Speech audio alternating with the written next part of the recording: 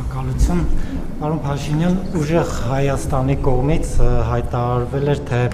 Գիրանցը անկլավ է եւ շարունակվում են նաեւ պնդումները 300,000 ադրբեջանցիների Հայաստան գալու վերաբերյալ, կխնդրեի բարձրաբանել ինչով կբացատրեիք սա, որն է պատճառը ձեզ, եւ երկրորդ հարցս վերաբերում է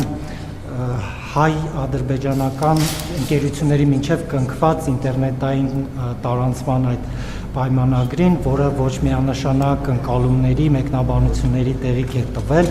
ընդհուպ, որ Հայաստանը դրանով կախվածություն է ձեռք բերում, նրանք կարող են դիտարկել Հայաստանից անցնող, Հայաստանից գնացող թրաֆիկը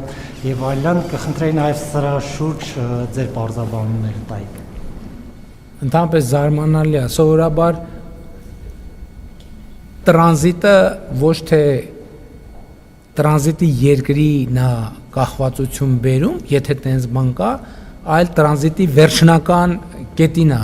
կախվածություն բերում, եւ սա պարզ տրամաբանություն է, բայց եթե կախվածություն կա,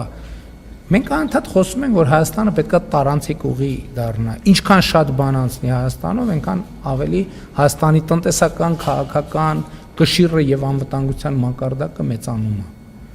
Եվ սա այնքան ակնհայտ բան է, որ այսինքն այն մարդիկ, ովքեր տենց են ասում, ուզում են Հայաստանը լինի փակուղի, ուզում են կոնֆլիկտի փակուղի լինի, մենք ասում ենք, ոչ, Հայաստանը խաղաղության խաչմերուկ է։ Հարավից հյուսից, հյուսից հարավ, արևելքից արևմուտք, արևմուտքից արևելք, պետքա ինչքան հնարավոր է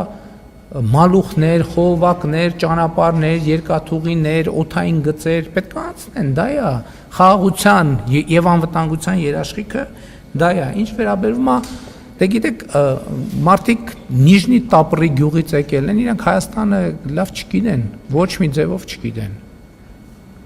Եվ ես չեմ զարմանում, որովհետեւ այդ մարդիկ Հայաստանի հետ ոչ մի կապ չունեն։ Իրանք, ինչպես նախկինում ասել եմ, Նիժնի Տապրի գյուղի ներկայացուցիչներն են եւ այդ տրամաբանությամբ են գործում Հայաստանի Հանրապետությունում։ Ինչ մեկնաբանեմ ուրիշ։ Ինչքան էլի կա հարց։ Հարցեր կան։ Դե վերջին հարցը տվեք։